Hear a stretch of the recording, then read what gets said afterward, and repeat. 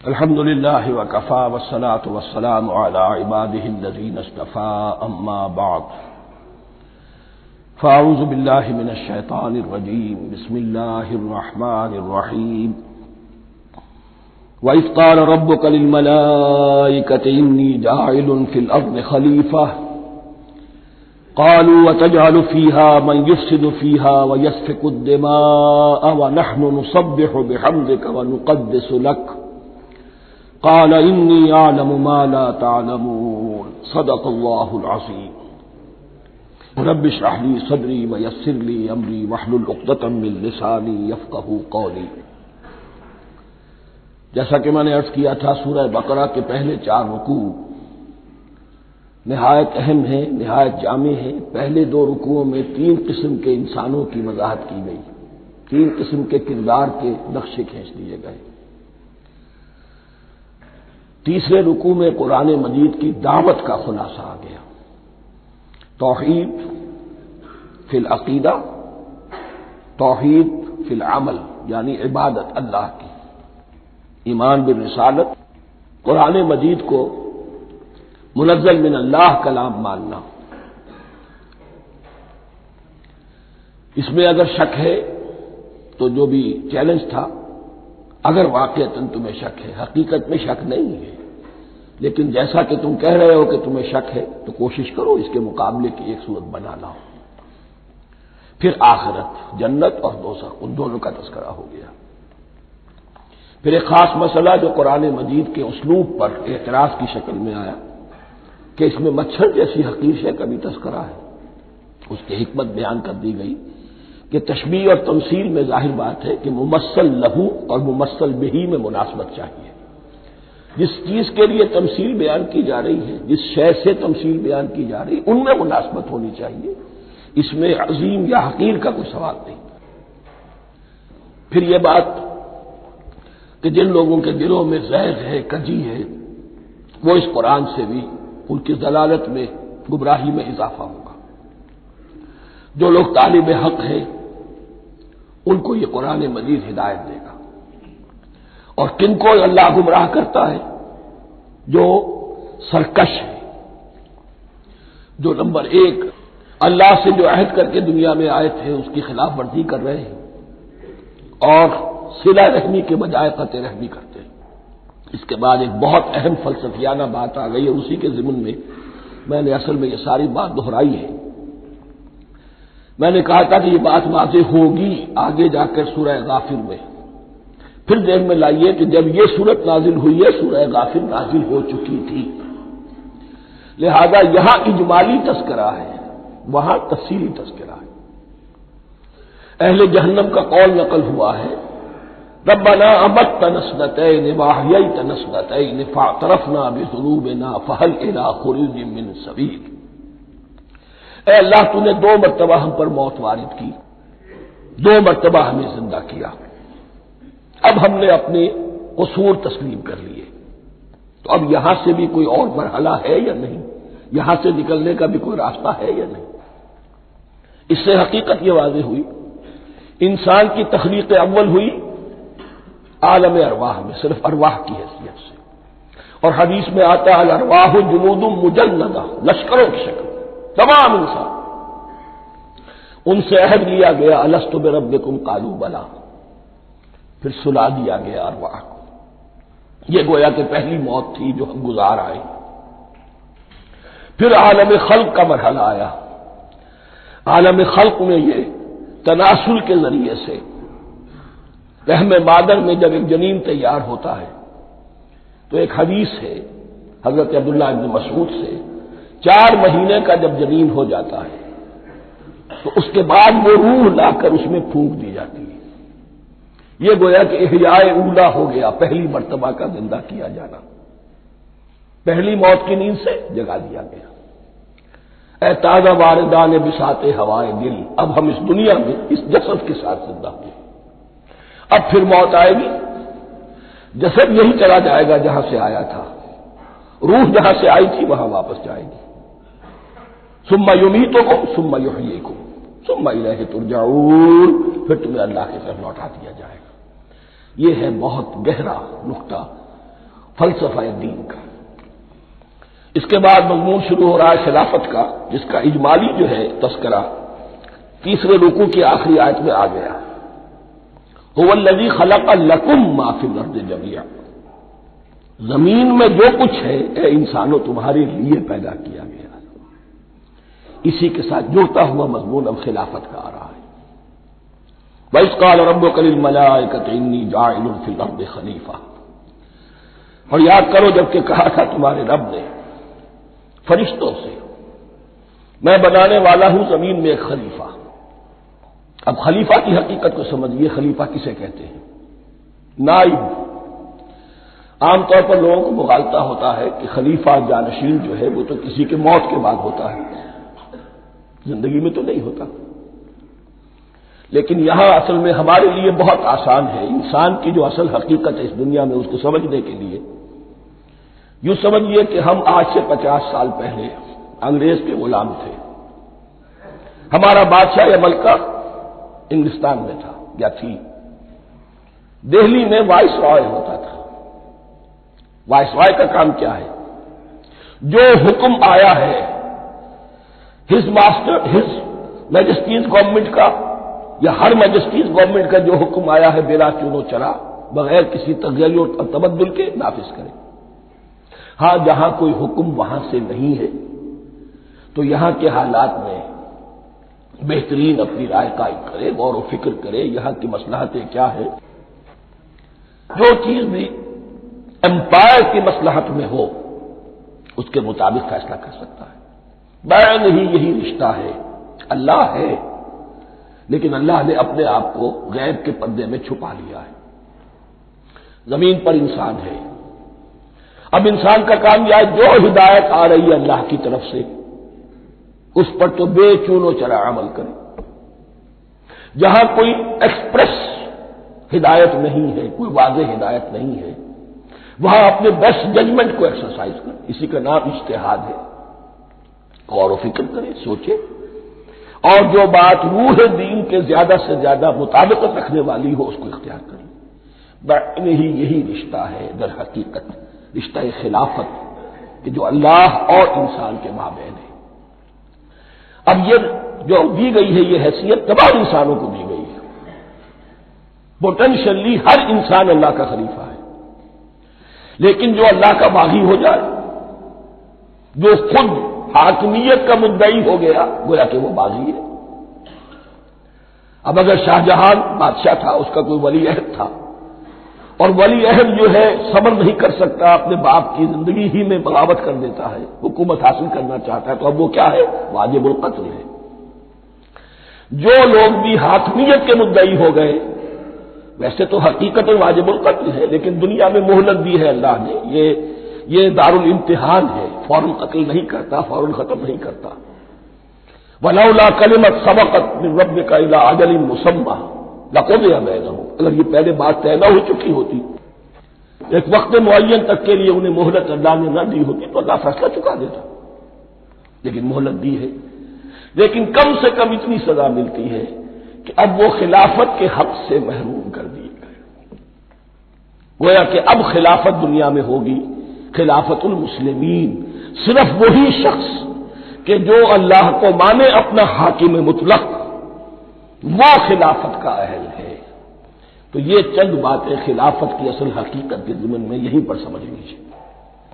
وَإِذْ قَالَ رَبُّكَ لِلْمَلَائِكَةِ إِنِّي جَاعِلٌ فِي الْأَرْضِ خَلِيفَةً قَالُوا أَتَجْعَلُ فِيهَا مَن يُفْسِدُ فِيهَا وَيَسْفِكُ الدِّمَاءَ وَنَحْنُ نُسَبِّحُ بِحَمْدِكَ وَنُقَدِّسُ لَكَ۔ اور یاد کرو جب کہ تمہارے رب نے کہا تھا فرشتوں سے کہ میں زمین میں خلیفہ بنانے والا ہوں، تو انہوں نے کہا کہ کیا تو بنائے گا اس میں جو فساد مچائے گا اس میں اور خوریزی کرے گا۔ وَنَحْنُ نُسَبِّحُ بِحَمْدِكَ وَنُقَدِّسُ لَكَ، ہم آپ کی تسبیح اور تحمید اور آپ کی تقدیس میں لگے ہوئے ہیں۔ قَالَ إِنِّي أَعْلَمُ مَا لَا تَعْلَمُونَ، فرمایا میں جانتا ہوں جو تم نہیں جانتے۔ اب یہاں سوال پیدا ہوتا ہے کہ فرشتوں کو یہ گمان کیسے ہوا، یہ خیال کیسے ہوا؟ دو رائے ہیں اس میں۔ ایک تو یہ کہ انسان کی تخلیق سے پہلے اس دنیا میں جنات تھے، اور انہیں بھی کچھ اللہ نے تھوڑا سا اختیار دیا تھا، اور انہوں نے یہاں فساد مچایا۔ انہی پر قیاس کرتے ہوئے فرشتوں نے سمجھا کہ انسان بھی پھر زمین میں فساد مچائے گا، خونریزی کرے گا۔ ایک دوسری اصولی بات یہ کہی گئی ہے کہ خلافت کا لفظ جب استعمال ہوا تو اس کے معنی ہے کہ کوئی نہ کوئی اختیار بھی ملے گا۔ جنات کے بارے میں خلافت کا لفظ کہیں نہیں آیا، انسان کے بارے میں آ رہا ہے۔ خلیفہ بالکل بے اختیار نہیں ہوتا، جیسا کہ میں نے عرض کیا، جہاں واضح حکم ہے تو اس کی تو تنفیذ، جہاں نہیں ہے وہاں اپنی رائے سے جتنا بھی بہتر سے بہتر سوچ سکتا ہو انسان رائے قائم کرے۔ یہ اختیار جو ہے، ظاہر بات ہے جہاں اختیار ہوگا صحیح استعمال ہونے کا بھی امکان ہے، غلط استعمال ہونے کا بھی امکان ہے۔ اختیار تو بلکہ یہ کہ آپ کا پولیٹیکل سائنس کا تو ایکسیم یہ ہے، authority tends to corrupt and absolute authority corrupts absolutely. تو ٹینڈنسی کرپشن کی ہوتی ہے اختیار کے اندر، اس بنا پر انہوں نے قیاس کیا کہ اس میں فساد ہوگا، خونریزی ہوگی۔ اللہ تعالیٰ نے فرمایا اپنی حکمتوں سے میں خود واقف ہوں، میں کیوں بنا رہا ہوں یہ میں جانتا ہوں، تم نہیں جانتے۔ وَعَلَّمَ آدَمَ الْأَسْمَاءَ كُلَّهَا، اور اللہ نے سکھا دیے آدم کو تمام کے تمام نام۔ اب اس میں بھی ایک رائے تو یہ ہے، بلکہ اس میں تقریباً اجماع ہے مفسرین کا، کہ اس سے مراد ہے تمام اشیاء کے نام، اور تمام اشیاء کے نام سے مراد ہے ان کی حقیقت کا علم۔ ہیومن نالج جو ہے، اگر آپ اس کا تجزیہ کریں گے تو وہ یہی ہے کہ انسان ایک چیز کو پہچانتا ہے پھر اس کے لیے ایک نام رکھتا ہے یا کوئی ٹرم اس کے لیے قائم کرتا ہے۔ اس نام یا ٹرم اور اس کے حوالے سے، اصطلاح کے حوالے سے بہت سے حقائق کو اپنے ذہن کے اندر محفوظ کرتا ہے۔ تو گویا کہ ان علمہ آدم الاسماء کلہا، تمام نام سکھا دیے کل مادی کائنات کے اندر جو کچھ وجود میں آنے والا تھا، ان سب کی حقیقت سے پوٹینشلی حضرت آدم کو آگاہ کر دیا۔ یہ پوٹینشل علم ہے، ہیومن نالج، جو ایکوائرڈ نالج ہے، جو انسان کو سم اور بسم اور اپنے اس دماغ کے کمپیوٹر کے ذریعے سے حاصل ہوتا ہے۔ ایک ہے ریویلڈ نالج جو اللہ وحی کے ذریعے سے بھیجتا ہے، ایک ہے ایکوائرڈ نالج، انسان خود علم حاصل کرتا ہے۔ اس نے آنکھوں سے دیکھا، کان سے سنا، نتیجہ نکالا، اور اس کمپیوٹر نے اس کو پروسیس کیا، اس نتیجے کو کہیں میموری کے اندر سٹور کر لیا۔ یہ کمپیوٹر ہے بہت بڑا۔ پھر کچھ اور دیکھا، کچھ اور سنا، کچھ چھو کر معلوم ہوا، کچھ چکھ کر معلوم ہوا، کچھ سونگ کر معلوم ہوا، کوئی اور نتیجہ نکلا، اسے وہ پاس میموری کے ساتھ اس کو ٹیلی کیا اور نتیجہ نکالا۔ اس طرح رفتہ رفتہ ان السمع والبصر والفؤاد کل اولئک کان عنہ مسئولا، یہ ایکوائرڈ نالج تین چیزوں سے انسان کو حاصل ہو رہا ہے، سماعت، بصارت اور یہ عقل، جو فائدہ اخذ کرتی ہے، جو اس کو پروسیس کرتی ہے، اس تمام جو سینس ڈیٹا اس کو مہیا ہوتا ہے سینس آرگن کے ذریعے سے۔ یہ علم ہے جو پوٹینشلی حضرت آدم کو دے دیا گیا، اس کی ایکسفولیشن ہو رہی ہے، اب درجہ بدرجہ وہ علم پھیل رہا ہے، بڑھ رہا ہے، اور بڑھتے بڑھتے کہاں تک پہنچے گا ہم کچھ نہیں کہہ سکتے، کہاں سے کہاں پہنچ گیا انسان۔ اس نصف صدی کے اندر علم انسانی میں جو ایکسپلوژن ہوا ہے، میں اور آپ اس کا تصور تک نہیں کر سکتے۔ اکثر بڑے بڑے جو سائنسدان ہیں انہیں تصور نہیں ہے، اس لیے کہ ایک شخص اپنی لائن فزکس کے بارے میں جانتا ہے کیا کچھ ہو گیا، یا فزکس کی بھی کسی شاخ کے بارے میں جانتا ہے، باقی دوسری جو لائن ہے اسے کچھ پتہ نہیں۔ اسپیشلائزیشن کا دور ہے، لہذا جو ایکسپلوژن کہا جائے، دھماکہ ہوا ہے علم کا، اس کا کوئی اندازہ نہیں ہے ہمارے پاس، اور کس تیزی کے ساتھ وہ چیز آگے بڑھ رہی ہے، کس تیزی کے ساتھ ایک چیز آج جو ایجاد ہوئی چند دنوں کے اندر اندر اس کے بعد اس کا نیا کوئی ورژن آ جاتا ہے اور یہ چیز جو ہے آبسولیٹ ہو جاتی ہے۔ کمیونیکیشن کے اندر جو انقلاب عظیم برپا ہوا ہے، تو آپ یہ سمجھیے کہ اقبال نے جو شعر کبھی کہا تھا کہ عروج آدم خاکی سے انجم سہمے جاتے ہیں، کہ یہ ٹوٹا ہوا تارا مہ کامل نہ بن جائے، اور یہ مہ کامل بنے گا کب؟ جب دجال کی شکل اختیار کرے گا۔ دجال کون ہوگا؟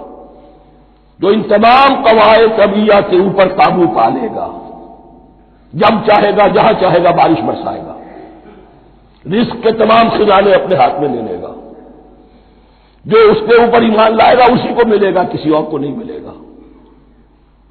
اس کی آواز پوری دنیا میں سنائی دے گی. وہ چند دنوں کے اندر پوری دنیا کا چکر لگا لے گا. یہ ساری چیزیں جو حدیث میں دجال کے بارے میں آئی ہیں وہ اسی علم آدم ایکوائرڈ نالج کے اس حد کو پہنچ جانا کہ وہ ٹوٹل مسٹریز نیچر کی جو ہے وہ اس پر منکشف ہو جائے اور ان قواعد طبیعہ کو وہ ہارنس کر لے، قابو میں لے آئے اور انہیں استعمال کرے. کبھی جب ہمارے کسی بہت 200-300ویں کوئی پیڑھی میں کوئی ہمارے جد امجد ہوں گے جنہوں نے کوئی چٹان دیکھی کہ گری، پتھر پر پتھر ٹکرایا تو آگ اس میں سے شعلہ نکلا، اس کا یہ مشاہدہ کافی ہو گیا آگ پیدا کرنے کے لیے. پتھروں کو ٹکراؤ آگ پیدا کر لو. یہ اس دور کی سب سے بڑی ایجاد تھی، آگ، انرجی. اب وہ انرجی کہاں سے کہاں پہنچی؟ وہ آگ نے بھاپ کی شکل اختیار کی، پھر ہم نے بجلی ایجاد کی، اور کب کیا ہے ایٹمک انرجی ہے اور ڈبل کیا کیا ہے اللہ عالم. ان تمام چیزوں کا تعلق ہے خلافت ارضی کے ساتھ. لہذا فرشتوں کو جو بتایا گیا وہ یہ ہے کہ آدم کو علم بھی دیا جا رہا ہے، صرف اختیار ہی نہیں دیا جا رہا، علم دیا جا رہا ہے. وَعَلَّمَ آدَمَ الْأَسْمَاءَ كُلَّهَا ثُمَّ عَرَضَهُمْ عَلَى الْمَلَائِكَةِ، پھر ان تمام اشیاء کو پیش کیا فرشتوں کے سامنے. فَقَالَ أَنبِئُونِي بِأَسْمَاءِ هَؤُلَاءِ، اور فرمایا کہ مجھے بتاؤ ان چیزوں کے نام، ان کنتم صادقین، اگر تم سچے ہو. قالوا سبحانك لا علم لنا الا ما علمتنا، انہوں نے کہا پروردگار تو پاک ہے ہر نقص سے، ہر عیب سے، ہر ذوف سے، ہر احتیاج سے، مبرہ ہے، منزہ ہے، اعلیٰ ہے، عرفہ ہے. لا علم لنا الا ما علمتنا، ہمیں کوئی علم حاصل نہیں سوائے اس کے جو تو نے ہمیں سکھا دیا ہے. اس کی تعبیر یہی بہتر معلوم ہوتی ہے کہ ملائکہ کی حیثیت در حقیقت اس کائناتی جو حکومت ہے اللہ کی آفاقی حکومت، اس کے کارندوں کی ہے یا اس کے سول سروینٹس ہیں. تو ہر ایک کو صرف اس کے شعبے کے متعلق علم دیا گیا ہے، علم جامع نہیں ہے. تمام چیزوں کا علم یہ معلوم کرنے کی استعداد ان کے پاس نہیں ہے. کوئی فرشتہ فرض کیجئے بارش کے اوپر معمور ہے، کوئی پہاڑوں پر معمور ہے، جس کا ذکر سیرت میں آتا ہے کہ جب طائف میں حضور پر پتھراؤ ہوا ہے تو اس کے بعد ایک فرشتہ حاضر ہوا ہے کہ میں ملک الجبال ہوں، اللہ نے مجھے پہاڑوں پر معمور کیا ہوا ہے. آپ اگر فرمائیں تو جن لوگوں نے آپ کو ستایا ہے، یہ جو طائف جن دو پہاڑوں کے درمیان یہ وادی ہے، ان کو آپس میں ٹکرا دو کہ یہ پس کر اور سرما بن جائے. آپ نے فرمایا نہیں، کیا عجب، اللہ تعالیٰ ان کی اگلی نسلوں کو ہدایت دے دے. تو فرشتے ہیں، کوئی پہاڑوں پر معمور ہے، کوئی کسی خدمت پر معمور ہے، ان کو علم دیا گیا ہے صرف انہی کی اپنی جو بھی فرائض منصبی ہیں ان کے شعبے سے متعلق، کل نہیں. جامعیت جو ہے علم کی وہ ہے کہ جو حضرت آدم علیہ السلام کو پوٹینشلی دے دی گئی اور جو اب بڑھتے بڑھتے ایک بہت برابر درخت بن چکا ہے. سبحانک لا علم لنا الا ما علمتنا انک انت العلیم الحکیم. یقیناً آپ ہی کی ذات ہے جو کل کے کل علم کی حامل ہے اور جس کے اوپر حکمت بھی، جس کی حکمت بھی کامل ہے. باقی تو ہر مخلوق میں سے ہر ایک کا علم ناقص رہے گا. العلیم، کل علم کا جاننے والا تو تو ہی ہے. الحکیم، کل حکمت وہ تو تیرے ہی پاس ہے. قال یا آدم انبئہم باسمائہم، اللہ نے فرمایا کہ آدم ان کو بتاؤ ان کے نام. فلما انباہم باسمائہم، تو جب انہوں نے بتا دیے ان کو فرشتوں کو ان کے نام، قال علم اقل لکم انی اعلم غیب السماوات والارض، تو اللہ نے فرمایا کہ میں نے کہا نہیں تھا کہ میں جانتا ہوں آسمانوں اور زمین کی تمام غائب چیزوں کو جو تمہاری نگاہوں سے بھی اوجھل ہے، غیب. میں ہر شے کا جاننے والا ہوں. وَأَعْلَمُ مَا تُبْدُونَ وَمَا كُنتُمْ تَكْتُمُونَ، اور میں جانتا ہوں جو کچھ تم ظاہر کر رہے تھے اور جو کچھ تم چھپا رہے تھے. چھپانے میں محسوس ہوتا ہے کہ ان کی خواہش یہ تھی کہ خلافت ہمیں ملے. ہم خدام ادب ہیں، ہر وقت تسبیح و تحمید اور تقدیس میں مصروف ہیں، جو حکم ملتا ہے بجا لاتے ہیں، تو یہ خلافت کسی اور مخلوق کو کیوں ملے؟ یہاں صرف یہ اور بتا دوں کہ یہ چونکہ اب ایک تیسری مخلوق کا ذکر بھی بعد میں آئے گا، 3 صاحب تشخص مخلوقات ہیں اللہ کی، صاحب تشخص، صاحب شعور، جن میں میں کا شعور ہے، انا، میں۔ ایک ملائکہ ہے، ان کی تخلیق نور سے ہوئی ہے۔ ایک انسان ہے جن کی تخلیق گارے سے ہوئی ہے۔ ایک جنات ہیں جن کی تخلیق آگ سے ہوئی ہے۔ باقی حیوانات ہیں، ان میں شعور تو ہے، خود شعور ہی نہیں ہے۔ Self consciousness, this is a world of difference between consciousness and self consciousness. انسان جب دیکھتا ہے تو اس کو یہ بھی معلوم ہے میں دیکھ رہا ہوں۔ کتا بلہ دیکھتا ہے، اسے یہ اندازہ نہیں ہوتا کہ میں دیکھ رہا ہوں، دیکھنے کا ایک نتیجہ ہے جو نکل آتا ہے، لیکن میں کا وجود نہیں ہے۔ یہ انا، سیلف، ایگو، یہ انسان میں ہے، جنات میں ہے، شعور میں اور فرشتوں میں ہے۔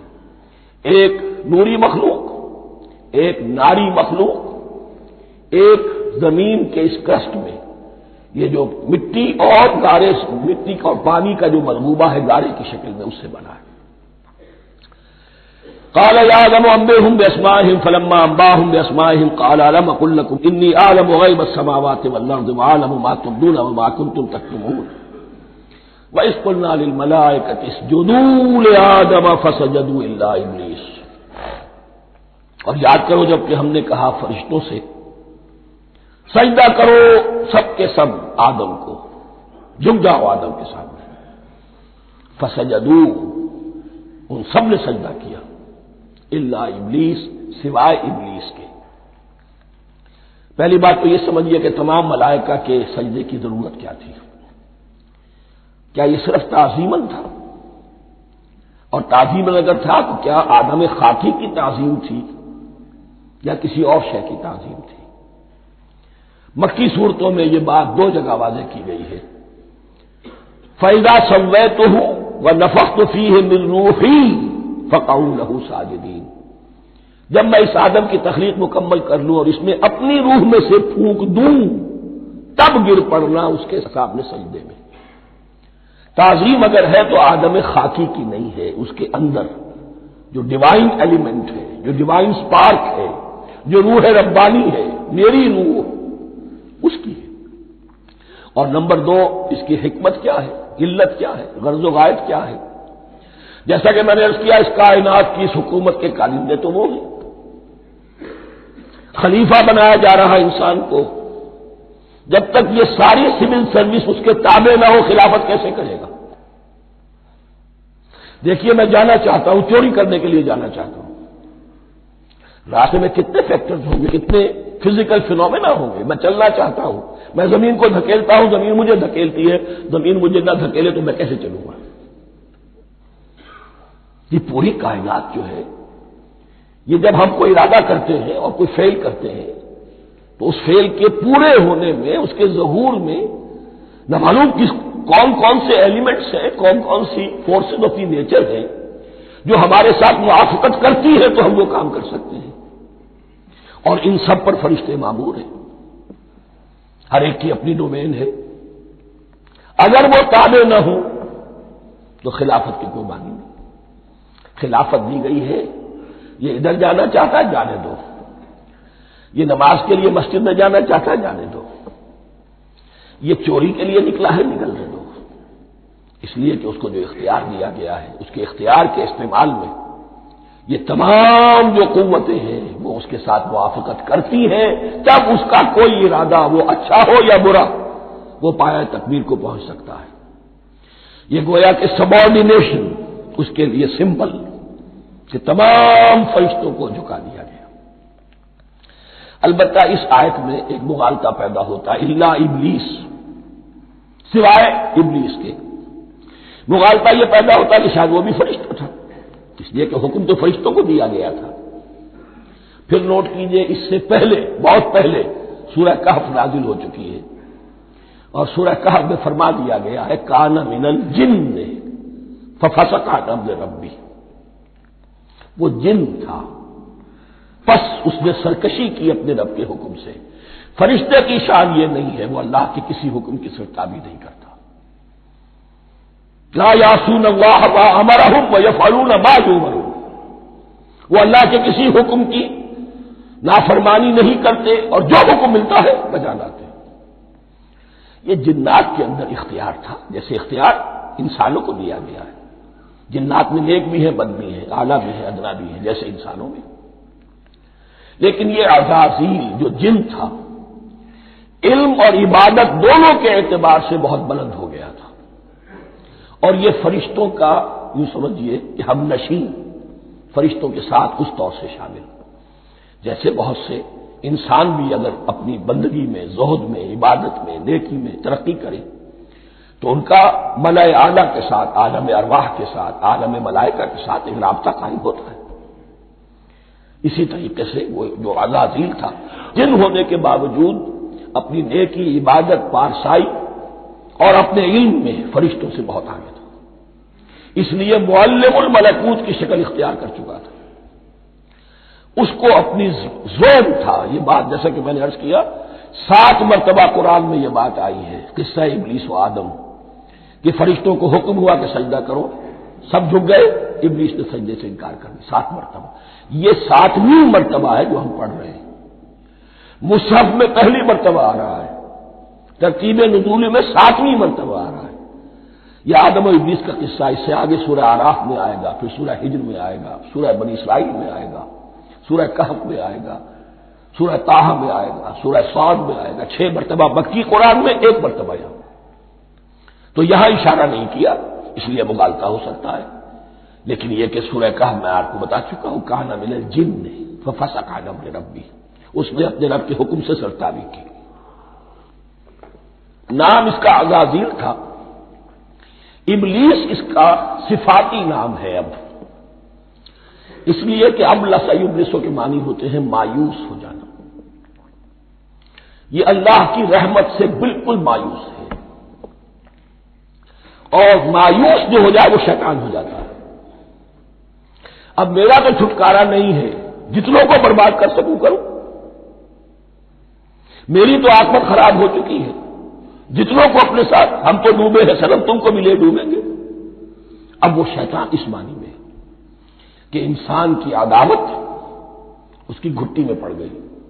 اس نے اللہ سے پھر اجازت بھی لی کہ مجھے مہلت دے دے، یوم یبعثون، قیامت تک کے دن کے لیے، تو میں ثابت کر دوں گا کہ یہ آدم اس رتبے کا حقدار نہ تھا، مستحق نہ تھا جو اسے دیا گیا. انا خیر منہ، میں اس سے بہتر ہوں. خلقتنی من نار وخلقتہ من طین، تو نے مجھے آگ سے بنایا، اسے گارے سے بنایا. لیکن یہ تکبر ہے در حقیقت کہ جس نے اسے راندہ درگاہ حق کر دیا. وَإِذْ قُلْنَا لِلْمَلَائِكَةِ اسْجُدُوا لِآدَمَ فَسَجَدُوا إِلَّا إِبْلِيسَ أَبَىٰ وَاسْتَكْبَرَ. ابا، اس نے انکار کیا، واستکبر، اور تکبر کیا، استکبار کیا. وَكَانَ مِنَ الْكَافِرِينَ. کانا عربی زبان میں 2 طرح کا ہوتا ہے، تامہ، ناقصہ. ایک معنی یہ ہو سکتے ہیں کہ ہو گیا، اب اپنے اس استکبار اور انکار کی وجہ سے کانا من الکافرین، وہ کافروں میں سے ہو گیا. ایک کانا تامہ ہوتا تھا ہی کافروں میں سے، یعنی اس کے اندر سرکشی چھپی ہوئی تھی، اب ظاہر ہو گئی. یہ معاملہ ہوتا ہے، کسی شخص کی بدنیتی اس کے اوپر پردے پڑے رہتے ہیں، نیکی کے، زہد کے، کسی خاص وقت میں آ کر وہ ننگا ہو جاتا ہے، اور جو اس کے اندر تھا اصل، اس کی حقیقت، وہ سامنے آ جاتی ہے. اس کا امکان ہے. تو دونوں معنی اس کے ہو سکتے ہیں. وَقُلْنَا يَا آدَمُ اسْكُنْ أَنْتَ وَزَوْجُكَ الْجَنَّةَ، اور ہم نے کہا کہ اے آدم رہو تم اور تمہاری بیوی جنت میں. اب یہ جنت کون سی ہے؟ اکثر حضرات کے نام کر کے نزدیک یہ جنت کہیں آسمان ہی میں تھی، آسمان ہی میں حضرت آدم کی تخلیق ہوئی. البتہ یہ سب مانتے ہیں کہ ایک وہ جنت الفردوس جو ہے جس میں جانے کے بعد پھر واپس نکلنے کا کوئی امکان نہیں، یہ وہ جنت نہیں ہے جس میں کہ آخرت میں لوگوں کو جا کر داخل ہونا ہے. اس میں داخل ہونے والے کے نکلنے کا کوئی امکان نہیں. ایک رائے یہ بھی ہے، میرا رجحان اس رائے کی طرف ہے، تخلیق آدم اسی زمین پر ہوئی ہے. وہ جن مراحل سے گزری ہے تخلیق وہ ایک علیحدہ مسئلہ ہے۔ بایولوجی اور وحی دونوں اس پر متفق ہیں کہ مٹی سے، کرسٹ آف دی ارتھ سے انسان بنا ہے، اس پر اتفاق ہے قرآن کا بھی اور بایولوجی کا بھی، جدید علم الحیوانات کا بھی، علم الحیات کا۔ سٹیجز کیا ہے اس میں اختلاف ہو سکتا ہے، اس کو چھوڑ دیجئے، وہ اس وقت کا بحث نہیں۔ یہی کسی اونچے مقام پر کوئی سرسبز و شاداب علاقہ تھا جہاں حضرت آدم کو رکھا گیا، جہاں ہر طرح کے میوے تھے، ہر شے، لا تظمأ فیہا ولا تضحیٰ، نہ اس میں بھوک لگے گی نہ دھوپ تمہیں ستائے گی، ہر طرح کی چیز تمہیں فراہم ہے۔ وہاں رکھے گئے ہیں صرف ایک ڈیمانسٹریشن کے لیے کہ انہیں نظر آ جائے کہ شیطان میرا دشمن ہے، وہ مجھے ورغلائے گا، طرح طرح سے میرے اندر وسوسہ اندازی کرے گا، میرے اور میری اولاد کے، صرف ایک ڈیمانسٹریشن۔ اس کی مثال یوں سمجھیے کہ سلیکشن تو ہو گیا، سی ایس پی گریڈ میں کوئی شخص آ گیا ہے، لیکن اب وہ سول سروس اکیڈمی میں رکھا جا رہا ہے۔ تو یہ کوئی اکیڈمی ہو سکتا ہے اسی زمین پر، وہ صرف بتانا یہ تھا کہ تمہیں معلوم ہو جائے کہ یہ شیطان تمہارا دشمن ہے۔ اس لیے کہ اس میں جو ایک لفظ حبوط کا آ رہا ہے، وہ حبوط صرف ایک ہی معنی میں نہیں ہوتا، دوسری معنی میں بھی ہے۔ واللہ عالم، یہ چیزیں پھر متشابہات میں رہیں گی، اس لیے ان کے بارے میں کوئی ایک رائے دوسری رائے، اس کے لیے ذہن سے، عقل سے بات کر کے ایک یا دوسری رائے اختیار کر سکتے ہیں۔ وَقُلْنَا يَا آدَمُ اسْكُنْ أَنْتَ وَزَوْجُكَ الْجَنَّةَ، اور ہم نے کہا کہ رہو اے آدم تم بھی اور تمہاری بیوی بھی باغ میں، اس باغ میں، الجنہ اس باغ میں، گویا کہ اشارہ کیا جا رہا ہے۔ وَكُلَا مِنْهَا رَغَدًا حَيْثُ شِئْتُمْ، اور کھاؤ اس میں سے با فراغت جہاں سے چاہو، ہر طرح کا پھل ہے کھاؤ۔ وَلَا تَقْرَبَا هَٰذِهِ الشَّجَرَةَ، یہاں پہ اس درخت کا نام نہیں دیا گیا، اشارہ اس درخت کے قریب مت جانا۔ فَتَكُونَا مِنَ الظَّالِمِينَ، تو تم ظالموں میں سے ہو جاؤ گے، تم حد سے گزرنے والوں میں سے ہو جاؤ گے۔ اب اس کی بھی حکمت سمجھیے کہ چونکہ ڈیمانسٹریشن کرانی ہے کہ تمہیں کسی چیز سے، ہزار چیزیں مباح ہیں دنیا میں، چند چیزیں پینے کی حرام ہیں۔ اب تم اگر ان ہزار مباح چیزوں کو چھوڑ کر حرام چیز کو پیتے ہو تو یہ تمہارا اختیار ہوا، جبکہ اللہ تعالیٰ نے مباحات کا دائرہ بہت وسیع رکھا ہے۔ جس سے چاہو چند رشتے ہیں جو بیان کر دیے گئے، یہ حرام ہے، محرمات ہے، ابدیہ ہے، ان سے تو شادی نہیں ہو سکتی۔ باقی کسی مسلمان عورت سے دنیا کے کسی کونے میں وہ شادی کر سکتے، کروڑوں کے آپشنز آپ کے لیے خالی کھلے ہیں، لیکن پھر بھی انسان شادی نہ کرے، زنا کرے، یہ گویا کہ اس کی اپنی خباثت نفس ہے۔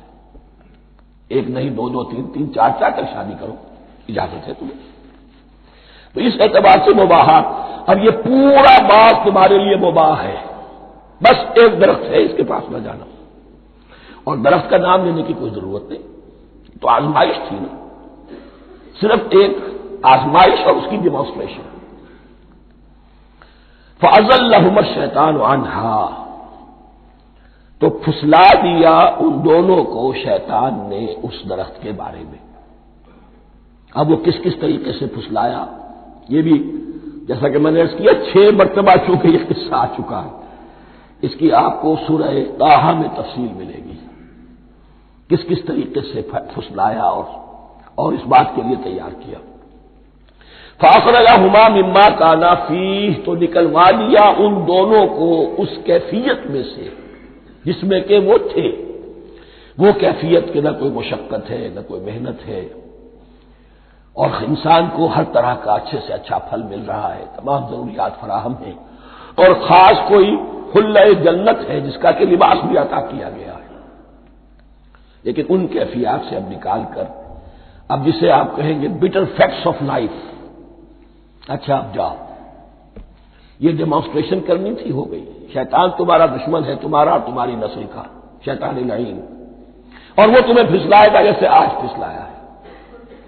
تم آگاہ رہنا اس کی شرارتوں سے۔ ان الشیطان لکم عدو فاتخذوہ عدوا، یہ شیطان تمہارا دشمن ہے، اسے اپنا دشمن ہی سمجھو۔ لیکن یہ ہے کہ اگر کچھ لوگ اسے دوست بنا لیں، اس کے ایجنٹ بن جائیں، اس کے کارندے بن جائیں، یہ ان کا چوائس ہے جس کی سزا انہیں ملے گی۔ فَأَخْرَجَهُمَا مِمَّا كَانَا فِيهِ وَقُلْنَا اهْبِطُوا بَعْضُكُمْ لِبَعْضٍ عَدُوٌّ، اور ہم نے کہا اترو، تم سب ایک دوسرے کے دشمن ہوگے۔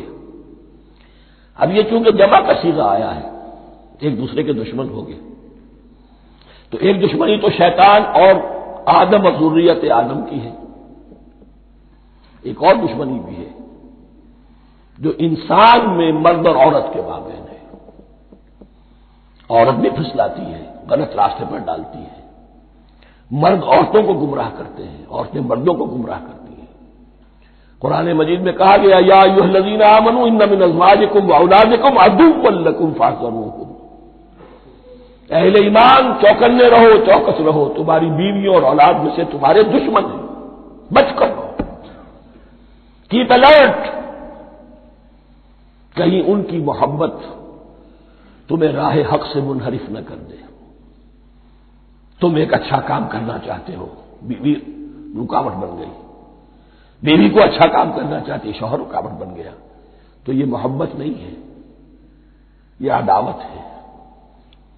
اس حوالے سے بعضکم لبعض عدو ولکم فی الارض مستقر ومتاع الی حین، اور تمہارے لیے اب زمین میں مستقر ہے، جائے قیام ہے اور متاع ہے، ضرورت کی چیزیں ہیں ہم نے فراہم کر دی ہیں، الی حین، لیکن ایک وقت معین تک کے لیے، یہ ابدی نہیں ہے، ایک وقت آئے گا یہ بساط ہم لپیٹ دیں گے۔ یوم نطوی السماء کطی السجل للکتب، جس دن کے ہم تمام فضاؤں کو اور تمام خلاؤں کو، تمام آسمانوں کو اس طرح لپیٹ لیں گے جیسے کتابوں کا طوبار لپیٹ دیا جاتا ہے، ایک وقت آئے گا۔ یہ تخلیق الی اجل مسمى ہے، الی حین ہے۔ فتلقى آدم من ربه کلمات فتاب علیہ، تو سیکھ لیے، حاصل کر لیے آدم نے اپنے رب سے کچھ کلمات، تو اللہ نے ان کی توبہ قبول کر لی۔ اب اس کی وضاحت سورہ اعراف میں ہے، یہ تو چونکہ پس منظر میں وہ 2/3 قرآن موجود ہے، اس کی وضاحت کیا ہے کہ حضرت آدم میں سخت پشیمانی پیدا ہوئی ہے، میں نے کیا کیا، مجھ سے خطا سرزد ہو گئی، اللہ کے حکم کی میں نے خلاف ورزی کی، لیکن ان کے پاس الفاظ نہیں تھے کن الفاظ میں اللہ سے استغفار کریں، کن الفاظ میں اللہ سے معافی چاہے۔ اللہ کی رحمت یہ ہوئی کہ اللہ نے الفاظ انہیں خود تلقین فرما دی، یہ اللہ کی شان رحیمی ہے۔ اصل شے جو ہے وہ انسان کے اندر گناہ پر ندامت کا پیدا ہو جانا ہے، یہ اصل توبہ ہے۔ علامہ اقبال نے جو بڑی اپنی آغاز ان فوانش شباب میں جو اشعار کہے تھے، ان میں سے ایک شعر کو سن کر پھڑک اٹھے تھے اس وقت کے اساتذہ بھی، موتی سمجھ کے شان کریمی نے چن لیے قطرے جو تھے میرے عرق انفعال کے، انفعال کہتے ہیں شرمندگی کو، شرمندگی سے میری پیشانی پر جو پسینے کے قطرے نمودار ہو گئے، میرے پروردگار کو وہ اتنے عزیز ہوئے، اس نے انہیں موتی کی طرف چن لیا، موتی سمجھ کے شان کریمی نے چن لیے قطرے جو تھے میرے عرق انفعال کے، تو فتلقى آدم من ربه کلمات، ان پر پچھتاوا ہوا، ندامت ہوئی، اللہ نے انہیں الفاظ، وہ الفاظ کیا تھے وہ سورہ اعراف میں ہیں، ربنا ظلمنا انفسنا وان لم تغفر لنا وترحمنا لنكونن من الخاسرین، اے اللہ ہم نے اپنی جانوں پر ظلم کیا ہے، اور اگر تو نے ہمیں بخش نہ دیا اور رحم نہ فرمایا تو ہم تو خسارہ والوں میں ہو جائیں گے، تباہ ہو جائیں گے، برباد ہو جائیں گے۔ یہی پر فوری تقابل موجود ہے، غلطی ابلیس سے بھی ہوئی، حکم سے سرتابی ہوئی، لیکن اس پر ندامت نہیں ہوئی، تکبر کی بنا پر اور اکڑ گیا، انا خیر منہ، غلطی آدم سے بھی ہوئی، نافرمانی ہوئی، لیکن اس پر پشیمان ہوئے اور توبہ کی، وہ شیطنت ہے، یہ آدمیت ہے، ورنہ کوئی انسان گناہ سے اور معصیت سے مبرہ نہیں ہے۔ حضور کی ایک حدیث ہے کل بنی آدم کلکم خطاؤون، کل بنی آدم خطاؤون وخیر الخطائین التوابون، آدم کے تمام اولاد، تمام انسان خطا کار ہیں، ان خطا کاروں میں بہتر وہ ہیں، اچھے وہ ہیں جو توبہ کرتے ہیں۔ تو یہاں حضرت آدم سے غلطی ہوئی، انہوں نے توبہ کی، پشیمانی ہوئی، ندامت ہوئی، اس نے کی اور اس پر جم گیا۔ اصرار کیا. فتلقى آدم من ربه كلمات فتاب عليه انه هو التواب الرحیم. یقیناً وہی تو ہے بہت توبہ کو قبول فرمانے والا اور بہت رحم فرمانے والا. یہ نوٹ کیجئے گا توبہ کا لفظ دونوں طرف سے آتا ہے. بندہ بھی تواب وخیر الخطائین التوابون. تواب بندے بھی ہو گئے، تواب اللہ بھی ہے. اس کی اصل حقیقت کیا ہے؟ بندے نے خطا کی اور دور ہو گیا اللہ سے. اللہ نے اپنی رحمت کی نگاہ اس سے پھیر لی. بندے نے توبہ کی، اللہ پھر اپنی رحمت کے ساتھ اس کی طرف متوجہ ہو گیا. توبہ کے معنی پلٹنا. بندہ معصیت سے توبہ کر کے اپنی اصلاح کی طرف، بندگی کی طرف، اطاعت کی طرف پلٹ آیا. اللہ نے جو اپنی نظر رحمت پھیر لی تھی، اللہ نے پھر وہی اپنی شان غفاری اور رحیمی کے ساتھ بندے کی طرف توجہ فرما لی. جس کے لیے حدیث میں الفاظ آتے ہیں، تم اگر میری طرف بالشت بھراؤ گے میں ہاتھ بھراؤں گا، تم اگر چل کر آؤ گے میں دوڑ کر آؤں گا. ہم تو مائل بکرم ہے کوئی سائل ہی نہیں، راہ دکھلائے کسے رہنم منزل ہی نہیں. وہ تو تواب ہے. بس فرق یہ ہے کہ تابا بندے کے لیے ہوگا تو الہ ہوگا، تابا الہ، انی تم تو الیک. اور جب اللہ کی طرف سے ہوگا تابا علیہ، وہ اعلیٰ ہوگا، اس پر توبہ کی. یعنی اللہ کی بلند شان ہے تو انسان توبہ کرتا ہے تو اس کی طرف توبہ کرتا ہے. اللہ کی شان کیا ہے؟ وہ توبہ کرتا ہے تو بندے پر اعلیٰ. فتاب علیہ انہ هو التواب الرحیم. قلنا اهبطوا منها جميعا. ہم نے کہہ دیا اتر جاؤ اس سے اب تم سب کے سب. فَإِمَّا يَأْتِيَنَّكُم مِّنِّي هُدًى. اب یہاں لفظ آیا اہبطوا، یہاں بھی پہلے بھی آیا ہے. جو حضرات یہ سمجھتے ہیں کہ تخلیق آدم آسمانوں پر ہوئی ہے اور جنت بھی وہ آسمان میں ہے جہاں رکھے گئے تھے، آزمائشی یا ٹریننگ یا ڈیمانسٹریشن والی جنت، وہ یہاں حبوط کا ترجمہ کریں گے کہ آسمان سے زمین پر اترنے کا حکم دیا گیا. جو لوگ سمجھتے ہیں یہی کسی بلند مقام پر تھے، وہ کہتے ہیں کہ نیچے اترو، کسی بڑی اونچی سطح مرتفع پر اگر کوئی جگہ تھی تو اب نیچے اترو اور جاؤ، اب تمہیں زمین میں ہل چلانا پڑے گا اب روٹی حاصل کرنے کے لیے. یہ جو نعمتوں کے دسترخوان یہاں بچھے ہوئے تھے یہ اب تمہارے لیے نہیں. اس کے لیے اس معنی مثلث کا استعمال جو ہے وہ آ جائے گا آگے چل کر اسی سورہ بقرہ کے اندر، کہ اس معنی میں بھی سورہ بقرہ کے 7ویں رکوع میں یہ لفظ استعمال ہوا ہے. تو امکان اس کا بھی ہے. بس اس سے آگے ادھر یا ادھر کی زیادہ بحث کرنے کا یہ موقع دورہ ترجمہ قرآن میں نہیں ہے.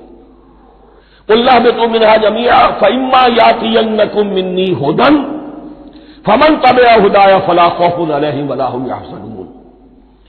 تو جب بھی آئے گی تمہارے پاس میری جانب سے کوئی ہدایت، تو جو کوئی میری ہدایت کی پیروی کرے گا اس کے لیے نہ خوف ہوگا اور نہ وہ حزن سے دوچار ہوگا. یہ ہے علم انسانی کا دوسرا گوشہ، ریویلڈ نالج. اس چوتھے رکوع کی جو حسن ہے اسے دیکھیے. شروع میں ایکوائرڈ نالج کا ذکر ہے جو پوٹینشلی حضرت آدم کی ذات میں رکھ دیا گیا اور جو انسان نے پھر اپنی محنت سے ان السمع والبصر والفؤاد اس کے ذریعے سے آگے بڑھایا. یہ علم ہے چل رہا ہے. آج مغربی اقوام ہم سے بہت آگے ہیں. کبھی ایک زمانے میں مسلمان آگے نکل گئے تھے، لیکن ظاہر بات ہے کہ اس دنیا میں عروج تو انہی کو ہوگا جو ان چیزوں میں سب سے زیادہ جس کی آگہی حاصل ہوگی. البتہ ایک علم وہ ہے جو آسمان سے نازل ہوتا ہے، یہ گیون ہے، ریویلڈ نالج ہے، یہ وحی ہے. فَإِمَّا يَأْتِيَنَّكُم مِّنِّي هُدًى. تمہارے مقام خلافت کا تقاضا یہ ہے جو احکام ہمارے آئے، جو ہدایات ہم بھیجیں ان کو تو پوری طریقے سے اس کی پیروی کرو. فَمَن تَبِعَ هُدَايَ. تو جو کوئی بھی میری ہدایت کی پیروی کرے گا فَلَا خَوْفٌ عَلَيْهِمْ وَلَا هُمْ يَحْزَنُونَ. وَالَّذِينَ كَفَرُوا. اور جو ناشکری کریں گے، کفر کریں گے، انکار کریں گے، وَكَذَّبُوا بِآيَاتِنَا. اور ہماری آیات کو جھٹلائیں گے، فَأُولَٰئِكَ أَصْحَابُ النَّارِ هُمْ فِيهَا خَالِدُونَ. تو وہ جہنمی ہوں گے، آگ والے ہوں گے، اس میں ہمیشہ ہمیشہ رہیں گے۔ یہ ہے گویا کہ چارٹر، اس نوع انسانی کو جو ابدی چارٹر اللہ نے دیا ہے، جبکہ زمین کا چارج دے دیا گیا خلیفہ کی حیثیت سے۔ یہاں یہ 4 رکوع جو ہے سورہ بقرہ کے، جو میں نے عرض کیا تھا، قرآن کی دعوت، قرآن کا بنیادی فلسفہ، اس پر یہ جام ہے، اور یہ مکی صورتوں کے مضامین کا خلاصہ۔ اب یہاں سے شروع ہو رہا ہے 5ویں رکوع سے مسلسل 10 رکوع، مسلسل خطاب ہے بنی اسرائیل سے۔ البتہ ان میں ایک تقسیم ہے، پہلے رکوع میں دعوت ہے۔ دعوت جب ہوتی ہے تو آمادہ کرنا، تشویق، ترغیب، دلجوئی، نرمی، یہ دعوت کے اجزاء لا ينفک ہیں، اس کے بغیر دعوت مؤثر نہیں ہوتی۔ لہذا ان 7 آیات میں یہ یوں سمجھیے کہ ان 10 رکوعوں کے لیے یہ بمنزلہ فاتحہ ہے، جیسے سورہ فاتحہ 7 آیتوں کی، ایسے ہی اس دعوت سابقہ امت مسلمہ کو دعوت دی جا رہی ہے۔ تو کس طرح دی جا رہی ہے؟ یہ کون تھے؟ یہ بھی مسلمان ہی تو تھے نا، کافر تو ہو گئے حضور کا انکار کر کے، ورنہ وہ موسیٰ کے ماننے والے، شریعت ان کے پاس، بڑے بڑے علماء ان میں، علم کا چرچا ان میں، سب کچھ تھا، ان کو دعوت دی جا رہی ہے۔ لیکن میں اس لیے آپ کو چاہتا ہوں، اس کو توجہ دلا رہا ہوں، آج اگر مسلمانوں میں جو غافل ہو گئے، اپنی حقیقت کو بھول گئے، اپنے فرض منصبی سے غافل ہو گئے، دنیا کے اور قوموں کی طرح کی ایک قوم بن کر رہ گئے، اگر کوئی ایک داعی گروہ کھڑا ہو، کوئی جماعت، کوئی فرد، اور اس سے جماعت بنے، تو ظاہر بات ہے سب سے پہلے اسے اسی امت کو دعوت دینی ہوگی، اس لیے کہ دنیا تو اسلام کو پہچانے گی اس امت کے حوالے سے۔ فزیشین ہیل بائی سیلف، پہلے یہ تو ٹھیک ہو، یہ کہیں پر صحیح اسلام کا نمونہ پیش کرے تو دنیا کو دعوت دے سکو گے، آؤ دیکھو یہ ہے اسلام۔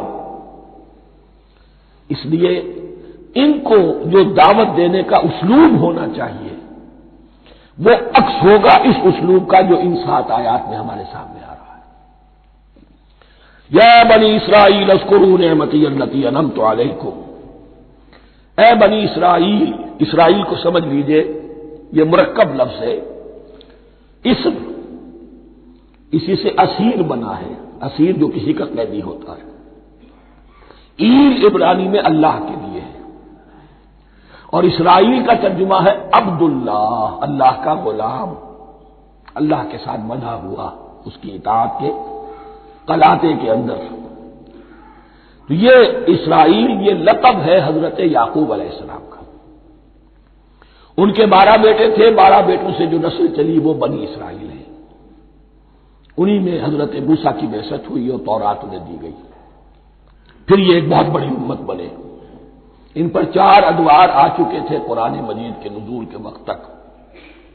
2 مرتبہ اللہ کی رحمت کی بارشیں ہوئیں، انہیں عروج نصیب ہوا، 2 مرتبہ ان کو دنیا پرستی، شہوت پرستی، اللہ کے احکام کو پسپش ڈال دینے کی سزا میں عذاب کے کوڑے ان پر برسے۔ اس کا ذکر آئے گا سورہ بنی اسرائیل کے پہلے رکوع میں۔ اس وقت جبکہ قرآن نازل ہو رہا ہے، اس وقت وہ اپنے اس زوال کے دور میں تھے۔ حال یہ تھا کہ حضور صلی اللہ علیہ وسلم کی بعثت سے پہلے ہی 2nd ٹیمپل بھی شہید کیا جا چکا تھا، گرایا جا چکا تھا۔ حضرت سلیمان نے جو بنایا تھا ہیکل سلیمانی، جس کو یہ 1st ٹیمپل کہتے ہیں، اسے نیبوکدنیزر نے گرا دیا تھا حضرت مسیح سے بھی کئی سو سال پہلے۔ لیکن اس کے بعد پھر یہ رومنز نے سن 70 عیسوی میں حضور کی ولادت سے 500 برس پہلے ان کا یہ یروشلم تباہ و برباد ہوا، اس میں لوگوں کو قتل کیا گیا، قتل عام ہوا، اور 2nd ٹیمپل جو ہے وہ بھی گرا دیا گیا، جو اب تک گرا پڑا ہوا ہے۔ صرف ایک ویلنگ وال ہے جس کے پاس جا کر یہودی جو ہے ماتم کر دیتے ہیں، روتے ہیں، اور اب وہ بنانے پر تلے ہوئے ہیں اپنا 3rd ٹیمپل، اس کے نقشے بن چکے ہیں، بلو پرنٹ بن چکے ہیں۔ لیکن بہرحال جس وقت قرآن نازل ہو رہا تھا یہ بہت ہی پستی میں تھے۔ اس کے بارے میں فرمایا، اے بنی اسرائیل ذرا یاد کرو میرے اس انعام کو جو تم پر ہوا، وہ انعام کیا ہے؟ میں نے تمہیں اپنی کتاب دی، نبوت سے سرفراز فرمایا، اپنی شریعت تمہیں عطا فرمائی، تمہیں داؤد، تمہارے اندر داؤد اور سلیمان جیسے بادشاہ اٹھائے جو بادشاہ بھی تھے، نبی بھی تھے۔ وَأَوْفُوا بِعَهْدِي، اور میرے وعدے کو پورا کرو تاکہ میں بھی اپنے وعدے کو پورا کروں۔ یہ وعدہ ہے جو کتاب استثناء جو ہے اولڈ ٹیسٹمنٹ کی، ڈیوٹرانومی، اس کے 18ویں باب کی آیت نمبر 18-19 میں ہے۔ حضرت موسیٰ سے خطاب کر کے اس میں اللہ نے یہ الفاظ فرمائے، میں ان کے بھائیوں میں سے تیرے مانند ایک نبی برپا کروں گا اور اس کے منہ میں اپنا کلام ڈالوں گا، اور وہ وہی کچھ بتائے گا جو میں اس سے کہوں گا۔ یہ گویا کہ حضرت موسیٰ علیہ السلام کی امت کو بتایا جا رہا تھا کہ نبی آخر الزماں آئیں گے اور تمہیں انہیں قبول کرنا ہے۔ قرآن مجید میں اس کا بڑا تفصیلی ذکر سورہ اعراف میں آئے گا انشاءاللہ، لیکن یہاں فرمایا اوفوا بعہدی اوف بعہدکم، تم میرا عہد پیرا پورا کرو، میرے اس نبی کو تسلیم کرو، اس پر ایمان لاؤ، اس پر کی صدا پر لبیک کہو، تو میں تمہیں میرے انعام و اکرام اور بڑھتے چلے جائیں گے۔ وَإِيَّايَ فَارْهَبُونِ، اور صرف مجھ سے ڈرو۔ وَآمِنُوا بِمَا أَنزَلْتُ مُصَدِّقًا لِمَا مَعَكُمْ، اور ایمان لاؤ اس پر جو میں نے نازل کیا ہے، جو تمہارے پاس جو تورات ہے اس کی تصدیق کرتے ہوئے آیا ہے۔ اس کے دو معنی ہے، ایک تو قرآن تصدیق کرتا ہے تورات کی اور انجیل کی، فیہا ھدی ونور، فیہ ھدی ونور، اور دوسرے یہ کہ قرآن اور محمد صلی اللہ علیہ وسلم ان پیشین گوئیوں کے مصداق بن کر آئے ہیں جو تورات میں تھی، ورنہ وہ پیشین گوئیاں جھوٹی ثابت ہوتی۔ ان کے مصداق کون ہے؟ قرآن اور محمد صلی اللہ علیہ وسلم، یہ دونوں معنی اس کے ہیں۔ وَآمِنُوا بِمَا أَنزَلْتُ مُصَدِّقًا لِمَا مَعَكُمْ وَلَا تَكُونُوا أَوَّلَ كَافِرٍ بِهِ، اور دیکھو تم ہی سب سے پہلے ان کا کفر کرنے والے نہ بن جاؤ۔ تمہیں تو سب کچھ معلوم تھا، تم تو منتظر تھے، تم تو آخری نبی کے انتظار میں تھے اور ان کے حوالے سے دعائیں کیا کرتے تھے کہ اللہ اس نبی آخر الزمان کے واسطے سے ہماری مدد فرما اور کافروں کے مقابلے میں ہمیں فتح عطا فرما۔ یہ آئے گا آگے چل کر اسی سورہ بقرہ کے اندر۔ لیکن اب تم ہی سب سے بڑھ کر کافر ہو گئے، تم ہی سب سے بڑھ کر دشمن ہو گئے۔ وَلَا تَكُونُوا أَوَّلَ كَافِرٍ بِهِ وَلَا تَشْتَرُوا بِآيَاتِي ثَمَنًا قَلِيلًا، اور دیکھو میری ان آیات کے عوض حقیر سی قیمت قبول نہ کرو۔ یہ آیات الہیہ ہیں، ان کو رد کر رہے ہو، کس لیے؟ ہماری مسندیں، ہماری حیثیت، ہماری چودراہٹیں، کہیں ان پر کوئی آنچ نہ آ جائے۔ حقیر سی چیزیں، یہ صرف اس دنیا کا سامان، اس کے سوا کچھ نہیں۔ وَلَا تَشْتَرُوا بِآيَاتِي ثَمَنًا قَلِيلًا وَإِيَّايَ فَاتَّقُونِ، اور صرف مجھ میں اس سے تقوی اختیار کرو، میرا تقوی اختیار کرو۔ وَلَا تَلْبِسُوا الْحَقَّ بِالْبَاطِلِ وَتَكْتُمُوا الْحَقَّ وَأَنْتُمْ تَعْلَمُونَ، اور نہ گڑبڑ کرو حق کے ساتھ باطل کو، اور بس چھپاؤ حق کو، ذرا حالے کہ تم جانتے ہو۔ یہ بات اچھی طرح نوٹ کرنی ہے، جانتے بوجھتے کرنا، ایک ہے مغالطے میں کرنا، وہ ضلالت ہے، گمراہی ہے۔ ایک جان بوجھ کر کرنا، حق کو پہچان کر اسے رد کرنا، یہ پھر اللہ تعالیٰ کے غضب کو دعوت دینا ہے، wrath of اللہ، اس کے غضب کو دعوت دینا ہے کہ حق کو پہچان کر اس کی نفی کی جائے۔ وَأَنْتُمْ تَعْلَمُونَ، علماء یہود قرآن مجید میں آگے چل کر آئے گا، ایسے پہچانتے تھے محمد کو اور قرآن کو جیسے اپنے بیٹوں کو، یعرفونہ کما یعرفون ابناہم، ایسے پہچانتے جیسے اپنے بیٹوں کو۔ وَأَقِیمُوا الصَّلَاةَ وَآتُوا الزَّکَاۃَ، دیکھو نماز قائم کرو، زکوٰۃ ادا کرو۔